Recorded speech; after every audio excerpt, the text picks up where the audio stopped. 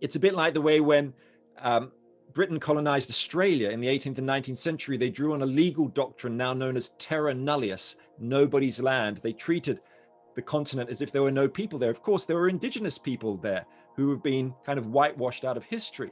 And I think alongside the continuing land struggles going on against terra nullius, we're now also in an age of tempus nullius, the future seen as nobody's time, a similarly uninhabited place that's ours for the taking. And the tragedy, of course, is that future generations aren't here to do anything about this pillaging of their inheritance.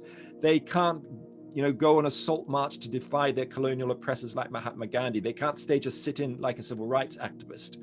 They're given no political rights or representation. They have no influence at the marketplace.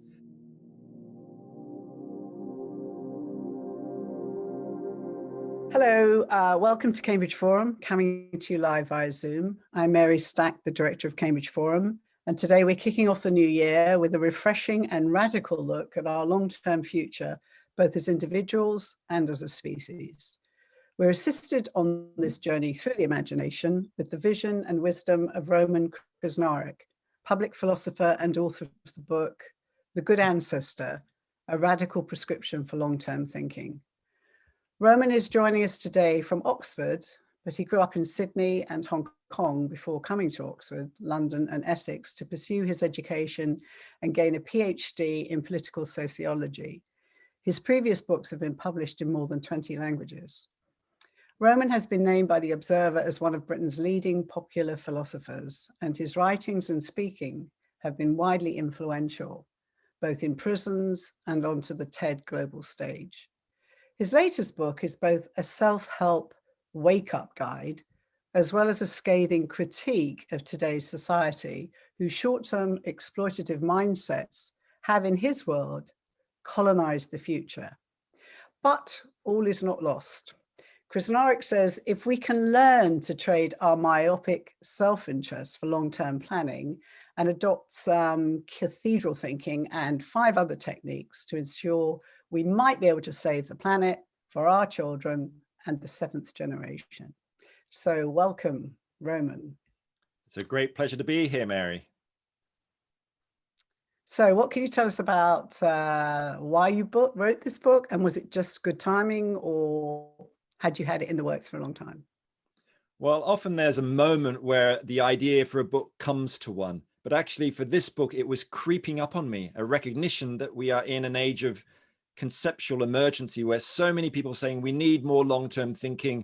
There's too much short-termism in politics, in business, in media, in the health, public health, and so on. But what does actually long-term thinking really mean? Are they different types? Is it always good for us? And that's partly what I set out to do, to try and do an anatomy of the idea. So you're going to give us a bit of an intro into what we're doing wrong and whether we can right the course in the short time we may have left. Absolutely, I'd love to do that. And I think the place to begin this journey into the question of what it is to be a good ancestor really is to recognize that we live in an age of pathological short-termism, that our politicians can barely see beyond the next election or even the latest tweet. Businesses can't see beyond the quarterly report. Markets spike, then crash in speculative bubbles. Nations sit around international conference tables bickering away while the planet burns and species disappear. And of course, as individuals, we're constantly looking at our phones and clicking the buy now button. This is the age of the tyranny of the now. And it's obvious, I think, that we need more long-term thinking. We need to plan for the next pandemic that might be on the horizon. We need to plan for the risks from technologies like artificial intelligence or bioweapons. We need to look long-term at the deep racial injustice and wealth inequalities that get passed on from generation to generation. And of course, we need more long-term thinking to deal with the global ecological crisis, with climate change, with biodiversity loss, ocean acidification, and so on. There's a kind of paradox here that the need for long-term thinking is incredibly urgent. And the way I think about it is that I believe that we have colonized the future. In wealthy countries especially, we treat the future like a distant colonial outpost where we can freely dump ecological damage and technological risk as if there was nobody there. And it's a bit like the way when Britain colonized Australia in the 18th and 19th century, they drew on a legal doctrine now known as terra nullius, nobody's land. They treated the continent as if there were no people there. Of course, there were indigenous people there who have been kind of whitewashed out of history. And I think alongside the continuing land struggles going on against terra nullius, we're now also in an age of tempus nullius, the future seen as nobody's time, a similarly uninhabited place that's ours for the taking. And the tragedy, of course, is that future generations aren't here to do anything about this pillaging of their inheritance. They can't go on a salt march to defy their colonial oppressors like Mahatma Gandhi. They can't stage a sit-in like a civil rights activist. They're given no political rights or representation. They have no influence at the marketplace. But it's quite difficult to grasp the scale of this injustice. So if you look at it this way, there are 7.7 billion people alive today. And over the past 50,000 years, an estimated 100 billion people have been born and died. But both of these are far outweighed by the nearly 7 trillion people who will be born over the next 50,000 years, assuming current birth rates level off and stabilize. I mean, in the next 2 centuries alone, tens of billions of people will be born. Amongst them, all your grandchildren and their grandchildren and the friends and communities on whom they'll depend. And we need to ask ourselves, well, what legacies are we leaving for them?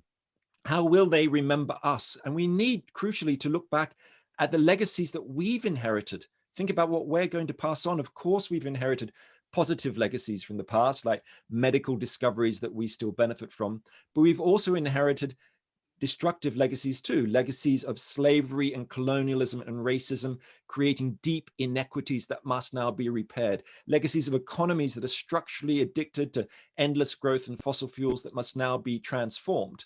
So we need to try and see far beyond the here and now. And someone who really thought about this issue of our legacies was the immunologist Jonas Salk, who back in the 1950s, of course, developed the first polio vaccine. And later in life, he said, the great question facing our time is this: are we being good ancestors? And he believed if we were going to be good ancestors and be remembered well by future generations, we needed to expand our time horizons. And instead of thinking on a scale of seconds, minutes, and hours, we needed to think on a scale of decades, centuries, and millennia. And you might be wondering, well, can human beings even do this? Do we ever do this? Well, there's some really inspiring long-term projects around that are led by what I think of as time rebels dedicated to long-term thinking and intergenerational justice. Think, for example, of the Svalbard Global Seed Vault, which is collecting millions of seeds in an indestructible rock bunker in the Arctic Circle that's been designed to last 1,000 years. They're preserving the world's plant biodiversity, a very amazing long-term project. Or think, for example, of in the arts, there is the Future Library designed by the Scottish artist Katie Paterson, where every year for a century, a famous author is donating a book which will remain completely secret and unread in the Future Library until the year 2114, at which point the 100 books will be printed on paper made from 1,000 trees which have been planted in a forest outside Oslo. The first person to donate a book was Margaret Atwood. Elif Shafak and other writers have done it since. And just think, Margaret Atwood is never going to meet any of her readers or see it published in her lifetime. And I think these kinds of projects are really reminders of the importance of that legacy question. What gift are we going to leave to all those future holders, the citizens to come? But can we even do this? If we're going to answer that question, we need to look inside our own minds, because we actually have an extraordinary capacity for long-term thinking that we don't even realize. We're always involved in a struggle between the short-term and long-term drivers of our mind. Do we party today or save for our pension for tomorrow? Do we upgrade to the latest iPhone or plant a seed in the ground for posterity? And I think of these two parts of the brain as the marshmallow brain and the acorn brain. Now, the marshmallow brain is the part which focuses on short-term rewards and instant gratification. That's all about the buy now button, the dopamine rush. And it's named after the famous marshmallow test from the 1960s, which you may know, of course, where children had a marshmallow put in front of them, and if they could resist eating it for 15 minutes, they were rewarded with a second marshmallow. And lo and behold, the majority couldn't resist the snack and snatched it up.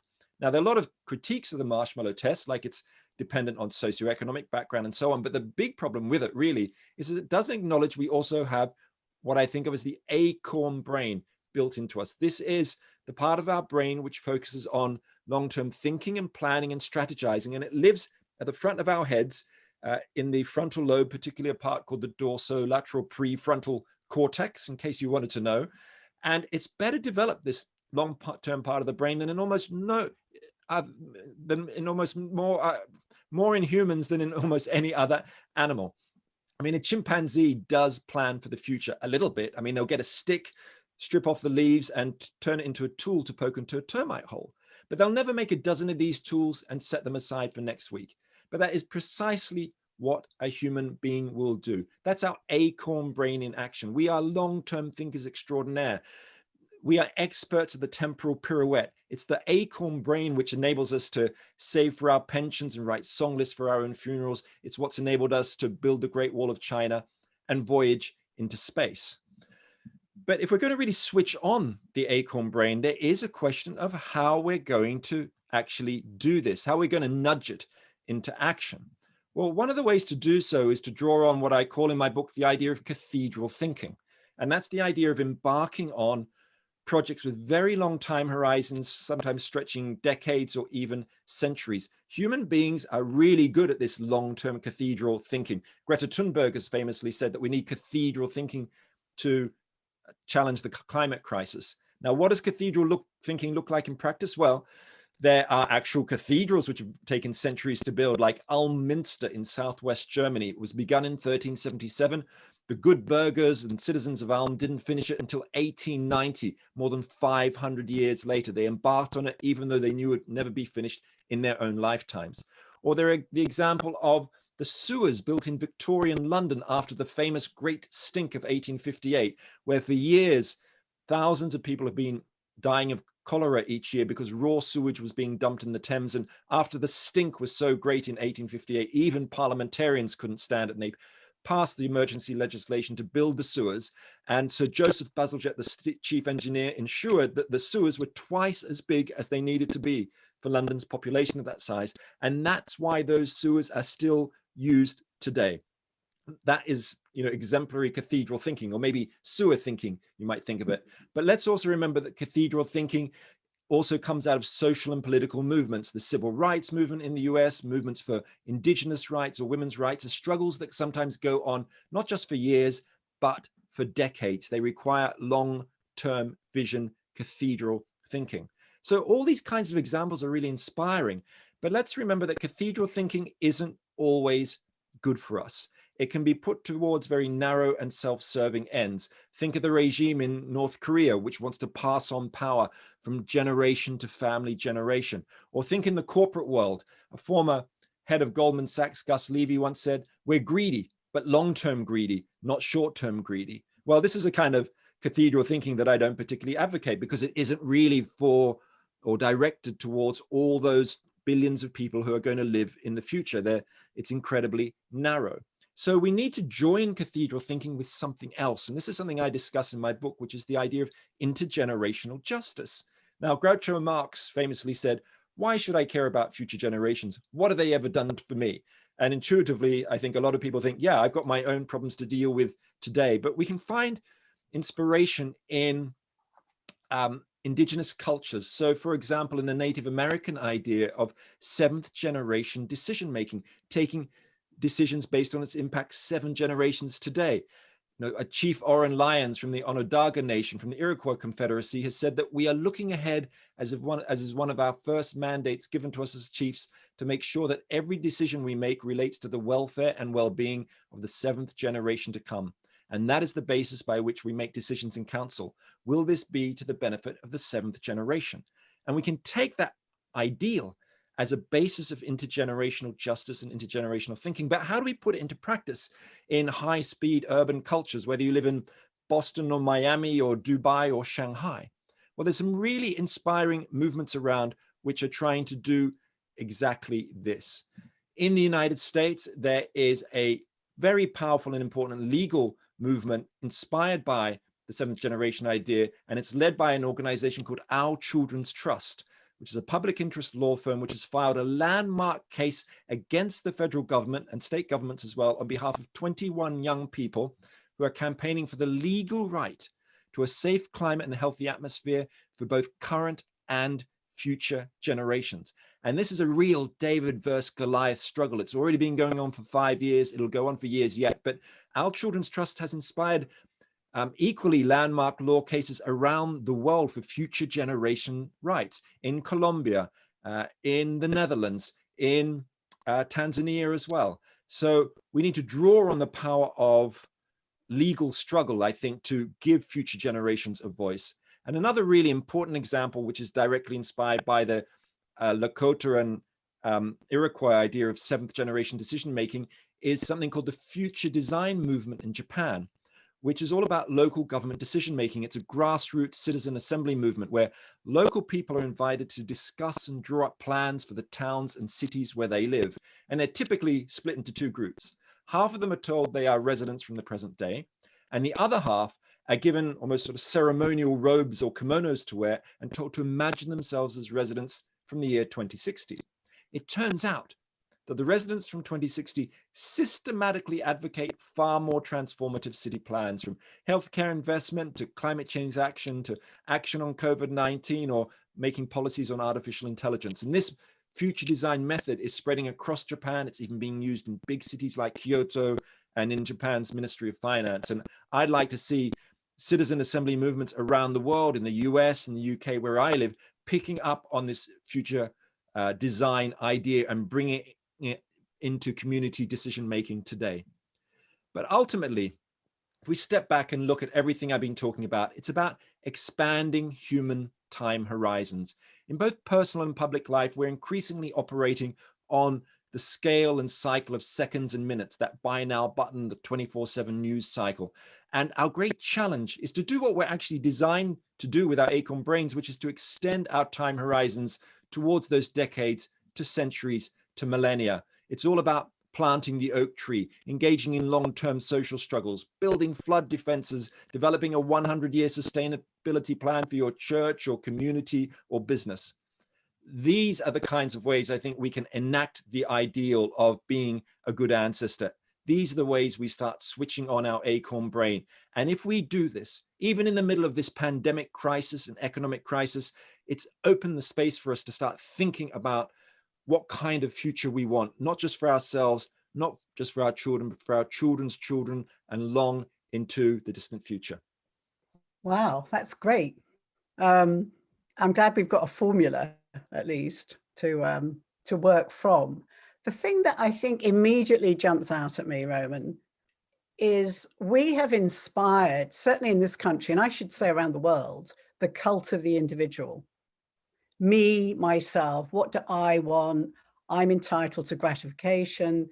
I only have one life. And we've kind of tilted away from the idea of community. And I think that's really been apparent in the last 20 years. You know, people are lonelier than ever before. We found this from research. So how do we get that kind of tilt back to thinking about someone outside of your own immediate gratification? Because everything about, you know, buying trends and have it delivered today is gravitating us away from that sense of the greater good and the community.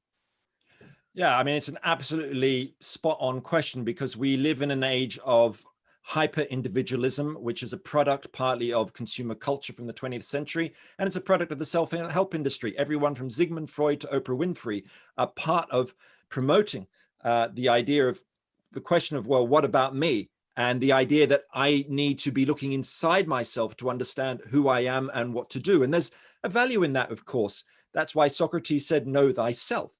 But I think we need not just introspection, we also need what I call outrospection. That's about stepping outside ourselves, learning how to live by discovering other people, other cultures, other ways of looking at the world. And this is really about empathy. It's about stepping into the shoes of others, recognizing that there are other people who see the world differently from you.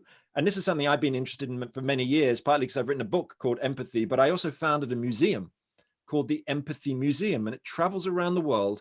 And one of our projects is directly about trying to understand the perspective of others and get beyond this hyper consumer individualism. It's called A Mile in My Shoes. It's actually been in the US and it's been around Russia and it's in Australia right now. And what it is a gigantic shoebox and you can actually walk inside it. It's the world's first empathy shoe shop, and someone will fit you with a pair of shoes belonging to a stranger.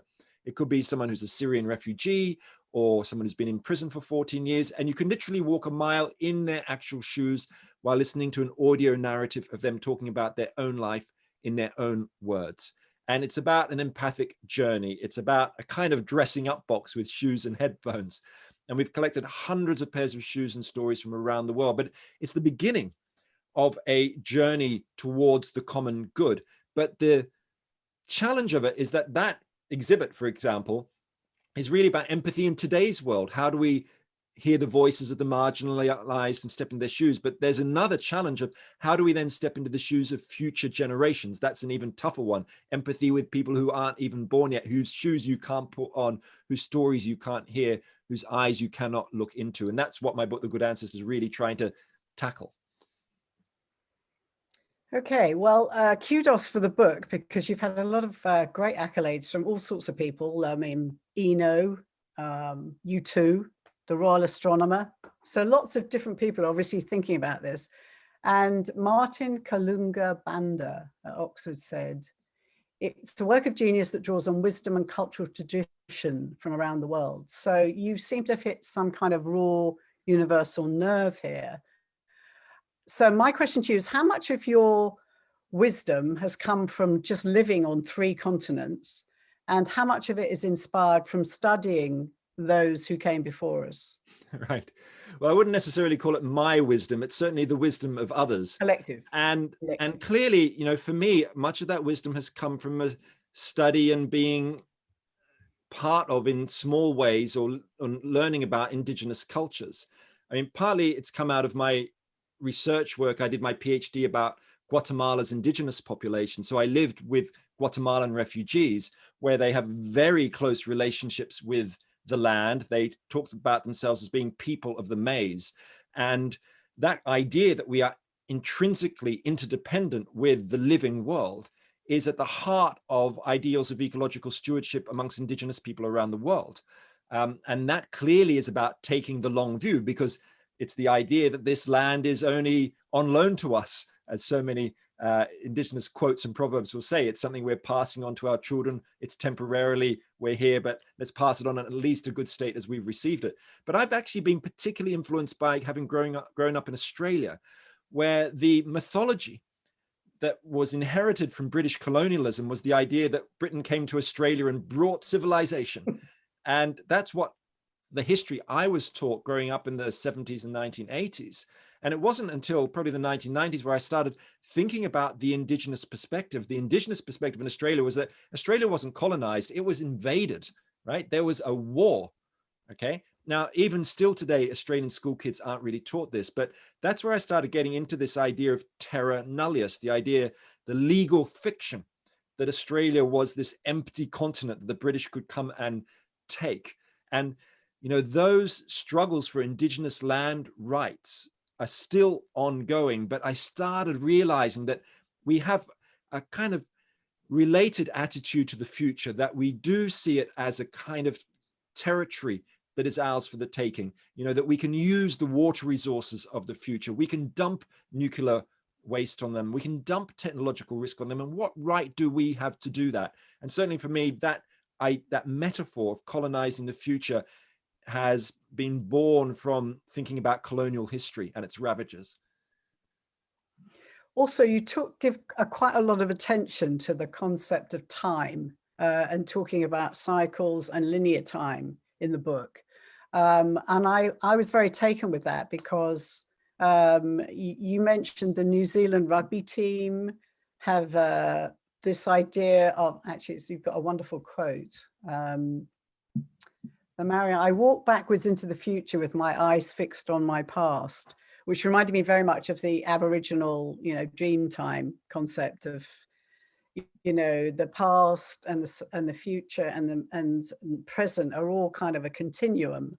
And can you talk a little bit more about that? About you said it was a waka papa. Is that the right word? Waka papa is how it's written, but it's actually pronounced whakapapa. WH in Maori is with an F. If that sounds a little bit rude, don't worry, it's culturally sensitive. And the concept of whakapapa in Maori culture in Aotearoa, New Zealand, is the idea that we are all in a great chain of life, stretching long into the past and far into the future. And it so happens that the light is shining right here, right now. And what we need to do is widen that light so that the living and the dead and the unborn we feel they're all here in the room with us. And of course, that's a very challenging idea. You know, I didn't grow up in an indigenous society. This is not something that comes naturally to me. I don't feel my ancestors looking over my shoulders like a Maori leader, or like the Vikings did, thinking their ancestors were looking down at them from Valhalla. So we need to try and, you know, I think in a way, adapt these ideas sensitively to modern circumstances. That's why I love the idea of the future design movement in Japan that has their own take on the seventh generation thinking idea. Or we also need to recognize, though, we can draw on modern science for connecting us with future generations too. There's some wonderful research coming out of behavioral psychology and the idea of nudge theories. So for example, in the UK, on average, 6% of people leave a charitable bequest in their will. In other words, they're leaving something for future generations, for cancer research, or for a donkey sanctuary, or for rewilding, whatever it happens to be. So 6%. Now, if people are asked specifically and explicitly, would you like to leave a bequest for charity in your will? Suddenly it goes up from 6% to 12%. And then if they're asked another question, if someone says to them, a lot of people like leaving a charitable bequest in their wills, is there a cause that you really care about? Suddenly the number jumps up to 17%. So there is just a little behavioral nudge. So although we can learn a lot from indigenous cultures, we also need to learn a lot about and understand a lot about what makes human motivation work, human psychology, those little nudges that can actually switch on our acorn brain in some ways. I can see the chat, and actually the reason I just started talking there about behavioral nudges was I think I saw somebody talking about how it's very valuable to think anthropologically and draw on the wisdom of indigenous people, but isn't it a bit too pious and a bit too late? And, you know, I think it's a fair question to ask about, you know, for people who haven't grown up in those cultures, how can we adapt to them? And I hope I've addressed that in some way. So switching, pivoting for a moment, if you were able to have a conversation with Biden today about where to prioritize his attentions and energies most urgently, what would you say to him? Well, assuming that he has a relatively free legislative hand and that he doesn't have to just rely on executive decrees, I think the first thing I'd say to Biden, if he was here in the room with me, would be to say, look, in your first 100 days, establish a national task force which looks at the big question of what kind of country does the United States want to be in the 21st century? What's its big vision? And a lot of European countries, for example, are reassessing what they want to be. For example, they are adopting totally new ways of thinking about their economies, the idea of regenerative economy, circular economies, getting off fossil fuels. That can be part of a grand vision. And I think in the US, you could establish a task force to have a big national conversation around this. And actually, one of the really interesting models that I think they should be looking at is the model of donut economics developed by the British economist Kate Raworth, which is based on the idea of the kind of donut with a hole in the middle, where the idea is to bring people above a basic social foundation of basic needs and rights like healthcare and education and income, but at the same time not pushing us beyond what are known as the 9 planetary boundaries and ecological ceiling. That's the outside of the donut, things like CO2 emissions, biodiversity loss, and ocean acidification. So above the social foundation and within the planetary boundaries, that is a grand vision that countries like Costa Rica are adopting, and the Netherlands. And in fact, Kate Raworth, I know, was recently invited by Biden's Treasury transition team to present the donut to them. Who knows whether they'll really take it up, but that is one of the ways I think the kind of thing that can be talked about in a grand vision. But at the same time, I think it's really important that the federal government supports, and in any way it can, these legal struggles for the rights for both current and future generations to a safe climate and healthy atmosphere. Like I mentioned when I was talking about Our Children's Trust, these are truly historic legal struggles. I know legal struggles don't happen quickly. They don't happen within your first 100 days or before the next congressional elections. This is stuff for the long haul, like the civil rights movement was, like the women's movement was. But these struggles will not go away because future generations and young people today are adamant that they are not going to have their futures colonized. That's what Fridays for Future is about. That's what Extinction Rebellion is about. That's what the Sunrise Movement is about. So there's a lot there for Biden to work with. And I'd say one third thing is that actually, I think in the US, a lot of the positive action is not going to happen come from the federal government. It's going to happen at the city level. It's going to be things like those 279 US cities who defied Trump in 2017 when he stepped out of the Paris Accord and said, no, we are going to stick with this. Major cities like Boston, like Miami. And I think this is where you're going to see a lot of the innovation in a kind of revival of the Renaissance city-state. Of course, Renaissance city-states were always at war with each other, and I'm certainly not advocating that. But the idea of empowering cities, which are really good historically at long-term thinking, mixing people together and creating tolerance, creating public health systems and sanitation and housing and this kind of thing. So I'm all for the city. Okay. You've talked about what we should do if we were planning ahead with Biden. So what about bringing this down to a very local level now, individually? You talk in the book about this process of actually it's not like therapy, but it is a self-help kind of thing of confronting and envisaging your future ancestors and your previous, your grandfather and your great-grandfather, and that you actually did this, and then you write a letter.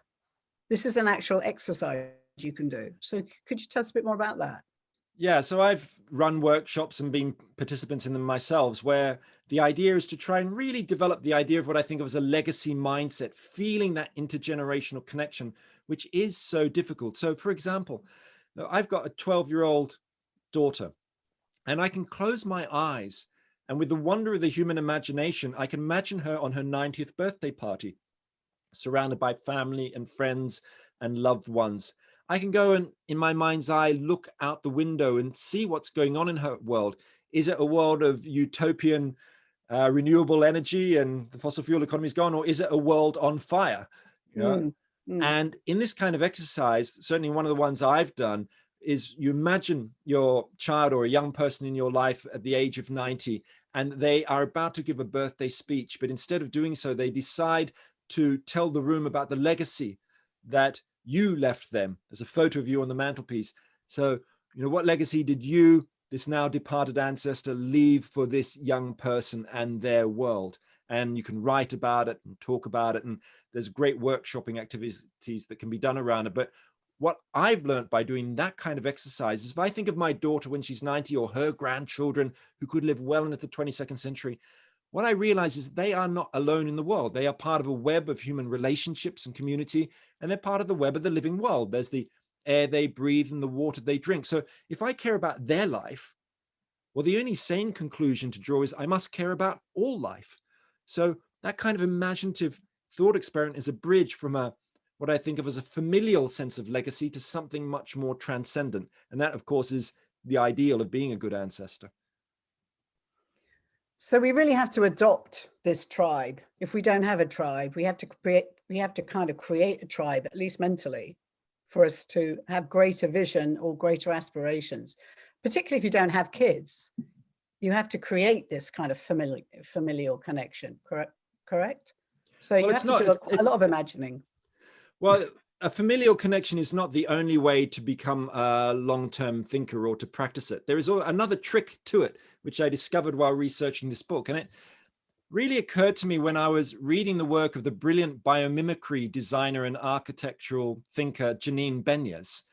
And she asked this question, well, what can we learn from 3.8 billion years of nature's wisdom? And she says this, she says, well, you can ask yourself, well, how have other species throughout the history of the living world, how have other species learned to survive and thrive for 10,000 generations or more when they can't be around 10,000 generations from now? And she says this, she says, the trick is that they have learned to take care of the place that will take care of their offspring. In other words, they've learned to live within the boundaries of the ecosystem in which they're embedded. They don't foul the nest, which is exactly what humans have been doing with ever increasing speed and ever increasing scale for the last 50 or 100 years, blowing us out of planetary boundaries. So we're using on average 1.6 planet Earths each year in terms of resources. This cannot go on. So the trick I want to talk about there is that if you want to think long term, really, it's as much about regenerating place as about extending your horizon in time. It's about restoring and repairing and caring for the world that would take care of your offspring. So it's about falling in love with rivers and mountains, with savannas and with ice sheets. And I think respecting a beautiful Mohawk blessing, which is spoken when a child is born. Thank you, Earth. You know the way. So in there is something about place as well as time that anyone can have part of, whether you have children or you don't.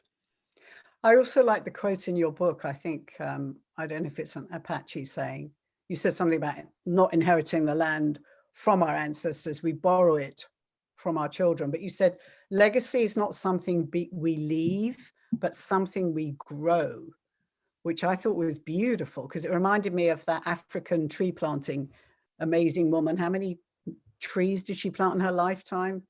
Wangari Maathai, who in 1977 founded the Green Belt movement, and they planted tens of millions of trees as part of the Green Belt movement and trained tens of thousands of women in agroforestry skills. And that's one of those classic kind of legacy projects, which goes way beyond your own lifetime. We all get a taste of this when we plant a tree that we know will mature long after we're gone.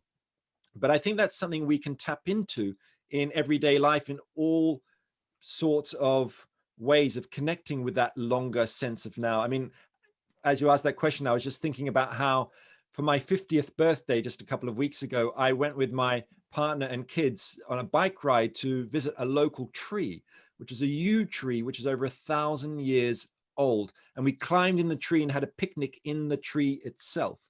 Wow. And this for me was about actually connecting with something that even goes beyond human lifetime. It's about connecting with deep time, those longer cycles of time, reconnecting with cycles of moon and sun and stars and the carbon cycle. And I think when you're in a tree, which is 1,000 years old, that was there at the time of the Norman Conquest and will be there long after you're dead, it takes you out of this moment to something a little bit more transcendent. But it isn't easy to grasp that sense of deep time. I mean, deep time's a new invention. It's only been around since the early 19th century when the first geologists started making discoveries and recognizing that the Earth wasn't just 6,000 years old, as the Bible said. It was at least millions, possibly billions of years old.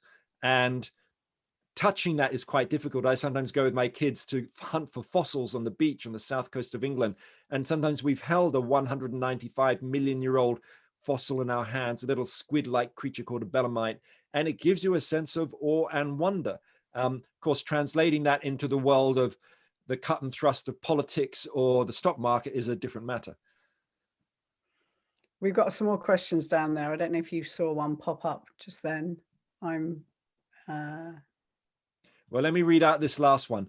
Which looks a little critical, and I like it. I'm afraid this discussion is too fanciful for words. As you point out, we have as a species constantly kept alive the illusion that we're in charge, entitled and empowered to do whatever we wish in our ecosystem. This is just not true, yet we're all thinking it is our future as a species that counts in the ecosystem. It does not. Well, there's an interesting perspective there, really, that of course, again, thinking about deep time, we have only been here for a cosmic eye blink. The 200,000 years of the human species is, almost nothing on the scale of the history of the universe and the 5 or 6 billion years until our sun possibly dies. And of course, on some level, that might make us think, let's throw up our hands and think, well, our species is just going to die. The Earth is going to go on without us. So let's not worry about the future. Let's not, necessarily invest in long-term thinking or future generations. But I approach this somewhat differently. Actually, when I think of those great expanses of time itself, what they raise for me is the question of a question of responsibility, really, which is, well, what right do we have to break the great chain of life with our deadly technologies, with our ecological damage that we inflict on the world? Who are we to do this? And I think that can help give us a kind of a perspective of what I think of as deep time humility. And it's recognizing, of course, the earth is bigger than us, but we are interdependent with it, that we need to recognize that the air we breathe has argon atoms in it that were breathed in by the Buddha and by Cleopatra, and will be breathed in by people 10,000 generations from now. It's crucial to think about the long-term future, but what we need to realize is that we're part of nature, not apart from nature. This becomes the crux of the problem. Can we as a species learn to participate in a non-anthropocentric world? Well, that is incredibly challenging. That has been the challenge, I think, our inheritance, particularly in Western culture, of the idea that humankind is different from so-called nature, has been drummed into us by Christianity for hundreds and hundreds of years. The idea of dominion, that we have control over the living world. And I think that idea that we are interdependent with it is, I think, one of the great struggles for us as a species in the 21st century. I can look out my window now and see an ash tree. Now, that ash tree, I know, provides enough oxygen for 4 human beings every day. So that tree is part of my external lungs. And this is, something that has been explored by people like David Suzuki, the Canadian environmentalist and geneticist, by E.O. Wilson in his book Biophilia, that we are intimately linked to the living world, but we tend not to think of it in our everyday lives, partly because of that Christian inheritance, partly because of the Cartesian idea of difference between mind and body. But I think ultimately we need to find those ways of connecting with the living world. That you can do workshops with Joanna Macy. I mean, there's all sorts of ways to try and do it. I'm not saying I find it easy to escape my anthropocentrism.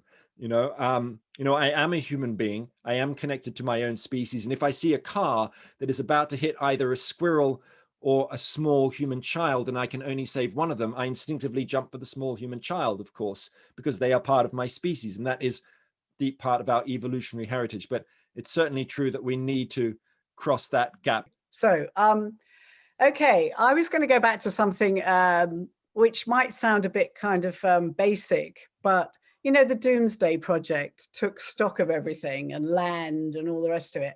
I was thinking maybe it's time that people actually did that, because they can't envisage the future with no oil and, the carbon dioxide taking over, and, fires every day of the week. I mean, this Armageddon scenario, unless you're in Australia when it's happening, it's very hard for people to really see that as their problem.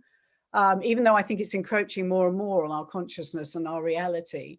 So if we actually took stock of what was left in real terms, this is how much common land is, this is who owns the land, this is how much free water there is access to that isn't owned by Coca-Cola, this is how much oil there's left, and to get to it, it's going to involve, fracking this whole natural reserve here. I think if people were made much more informed about the realistic consequences and the short timeline that we have left, do you think they might actually wake up if it was made really apparent, like you have 20 years left, or maybe 20 years is too long, maybe it needs to be made much more in terms of their own life? What's going to change in the next 10 years? Well, I like that idea of a new kind of doomsday book, but in many ways, I think it's already going on. I mean, people have been mapping, the forests that are around, whether it's using Google Maps or the work of the Stockholm Resilience Institute, looking at what's happening to ocean acidification levels or chemical pollution. So there is a level on which I think that kind of mapping is happening, particularly the rewilding movement, I think, is doing some of that as well. Looking at, okay, where are the areas where we could be reintroducing wolves to Yellowstone Park, this kind of thing, and to make a difference. But I think you're certainly right that it's not a big part of public consciousness, our sense that this world around us is something that we must care for and cherish, that we must be custodians of. And I think rather actually than a a doomsday book that's kind of measuring or quantifying and writing down every little bit. I think we can actually go for something simpler, which is the idea of thinking about nature as a public trust. And there's a growing body of law around this. And I'm not a lawyer, and if there's any lawyers listening, I'm probably saying this completely wrong, but there's a wonderful book by a legal scholar in the US from the University of Oregon, I think, called Mary Christina Wood, and it's called Nature's Trust, Environmental Law for a New Ecological Age. And her argument is that we need to see things like the atmosphere as a public trust, which governments must look after for the coming generations. In the same way that, a state can't simply sell its coastlines to private companies, they shouldn't be able to do this with the air we breathe or the water in the rivers, or in the oceans or with the soils. And this is the basis, this kind of public trust litigation or public trust legal work is the basis of these lawsuits by organizations like Our Children's Trust. So in a sense, it doesn't need a lot of measurement. It needs like a constitutional declaration that these are part of the common good, these basic things which are required for human life. Because I have to say, the thing that really shook me to my core was seeing the founder of Extinction Rebellion addressing a small group of people at a town hall meeting in England. I watched it on the internet, and he painted such a really graphic picture of what we are looking at that I was it would have sent you, people were sitting there shocked. And it's difficult because you want to shock people into action, not into paralysis, because it was horrific. He talked about the fact that once the actual global warming starts accelerating, it doesn't do it on this nice leisurely graph. It goes like this, and then there's no coming back. And I don't think anyone had ever said that in such graphic terms before, that people were sitting there completely alarmed. So it's how do we get people galvanized into change without them panicking or digging themselves, a nice bunker in the middle of the Arizona desert just for their family?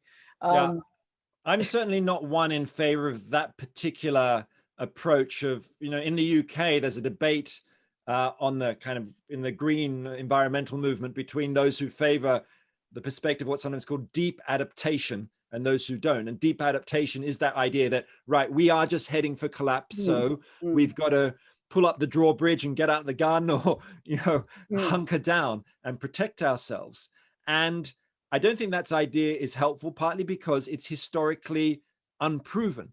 The idea that the collapse of civilization is inevitable is not true. Nothing is inevitable in history until it happens, and I think human beings are particularly good in a crisis. That's what the work of Rebecca Solnit is all about, for example.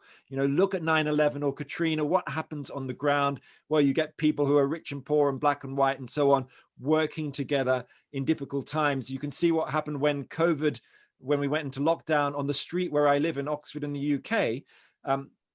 Before, we hardly ever spoke to each other, but as soon as COVID came, suddenly we've set up a WhatsApp group with 100 people in it, and we're delivering food to vulnerable people and swapping bread recipes. Now, I'm not saying that that's utopia, and I'm not saying it happens everywhere, but it just tells us that without being overly optimistic or insanely hopeful, that we cannot say that it is game over by any means, even if you recognize, which is true, that UN projections and IPCC projections for sea level rises and CO2 rises are political agreements which take us into a middle road, where the reality is we keep hitting the highest projections year upon year, decade upon decade. So we will almost certainly, I would have thought, hit 3 to 4 degrees of heating by 2100. We will have between 1 and 2 meters of sea level rises. That's certainly the science as I understood it from people like Johan Rockström and other leading Earth system scientists. So we've got to get ready for that on some level. But of course, we know that every ton of carbon we keep in the ground makes a difference. It makes a difference to human life. That's what movements like 350.org are all about. Every single thing makes a difference on this kind of struggle. Okay, I wanted to ask you about the things on the list now in the last 10 minutes. Your 6 pointers, which you covered a lot of, by the way. You talked about intergenerational justice, legacy mindset, the cathedral thinking that one should take part in. Then you talked about holistic forecasting, transcendent goals, and deep time humility. Have we covered all those? I think the one we could say a little bit more about, and those are 6 different kind of cognitive tools for long-term thinking I describe in my book, is the idea of a transcendent goal. Because I think as individuals, we know if we're going to have a meaningful and purposeful life, as the existential psychotherapist Viktor Frankl said, we need what he called a concrete assignment, or what the ancient Greeks called a telos, an overarching goal to get us up in the morning, keep us going, give us meaning and purpose. But Carl Sagan, the astronomer, famously said, well, humankind as a species also needs a goal, a grand telos to aim for. Now, the problem is that the goal, the de facto goal that we've had since the Enlightenment, or at least the Second World War, has been continuous material growth, GDP growth. Governments, whether they are left, right, or center, have all pursued basically the same thing. And even my kids know you cannot do this forever. You know, you can't keep blowing up a balloon with the prospect that it's never going to pop. Now, there's people like Steven Pinker who thinks the balloon is never going to pop because we can just keep having new technology solving our problems for us. Economic growth will solve our problems for us. But, you know, no amount of money in your pocket is going to reverse the melting of the Greenland ice sheet.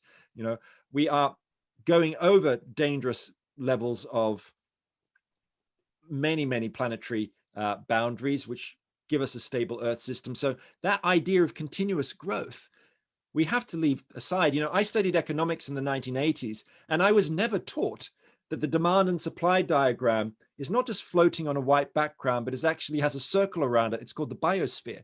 You know, this is the work of ecological economists like Herman Daly, who I never got to study. I've had to learn about his work in the last 10 years. But he basically tells us an essential truth about what our goal should be, that if we want a sustainable future, we can't use resources faster than they can be naturally regenerated, can't chop down trees faster than they can grow back, and you can't start dumping our crap into the oceans and into the air faster than it can be naturally absorbed by, you know, carbon sinks. And that's the fundamentals of balance. And so that must be our goal, to live within the boundaries of the one and only planet we know that sustains life, and not be like Elon Musk and think we can just jet off to Mars to solve all our problems. Yeah. Well, speaking about opportunities and situations, we find ourselves in this unique, the world finds itself in this unique position, all stricken with the same pandemic, all in various degrees of lockdown, with lots of time to think and plan. There couldn't be a better time for going forward. Now, of course, lots of people say that acute crisis is the exact crucible you need for innovative thinking. So do you think the pandemic has actually afforded us this opportunity? And in many ways, we accelerated a lot of social change quantumly, didn't we, in this period? There were all sorts of things that changed in our lives that we never before thought we could deal with, you know, televisits from the doctor and not commuting, and yeah, radical change. So could we actually use this to leverage good? Well, I think the thing about crises is that they do move history. They do change social and political, cultural structures and institutions, but there's a bit of a devil's fork problem. I mean, after the Wall Street crash and in the Great Depression, well, some countries like in Scandinavia went towards social democracy, others went towards fascism, right? And both of those were responses to different kind or crisis, but with different kinds of outcomes. Now, after the Second World War, in many ways, this was a moment of flowering for long-term institutions. After that crisis, out of the ashes of the war came incredible long-term institutions like the World Health Organization, or the National Health Service in Britain, or the European Union. So one might ask, out of the COVID crisis, could we get something like that? And I think the reality is we're seeing multiple responses. We are seeing some countries going in a very progressive direction, or particularly some cities. Think of how the city of Paris has responded to COVID by closing roads and turning them into parks and cycle routes. Or think of a city like Amsterdam, which as part of its post-COVID recovery project has adopted the circular economy ideal, that they're going to be completely regenerative and no waste city by 100% no waste by 2050, 50% by 2030. They're going to have no fossil fuel cars on the roads at all after 2030. They've adopted Kate Raworth's donut economy model. So you've got places like that. And then you've got other countries around the world. I remember thinking this when COVID first happened, that authoritarian leaders are going to give themselves emergency powers and not going to want to give them up. There's going to be a potential authoritarian residue. And we've been seeing elements of that in some countries. We're going to see what happens and how things play out in the United States. But there's always that danger of going down another road and having a sort of regressive response to it. And of course, in some countries, you've just got the reinforcement of denial. I mean, I'm from Australia, and when the big bushfires hit Australia at the end of 2019, well, there were a lot of people saying, well, in the past, we've had bad bushfires and we'll have bad bushfires again in the future. It's nothing to do with climate change, so let's just get on with our lives. And that's a deep form of psychological denial that's very hard to overcome. Yeah. We've got another couple of questions down there I see in the chat, I think from Tim. I can read out Tim's last long question. Let's see what it says.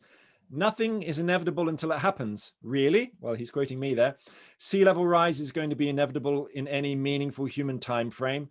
And that means that the post-Columbian city, i.e. ports and estuary settlements, are now inevitably gone because they were all created at sea level from 1492 onwards.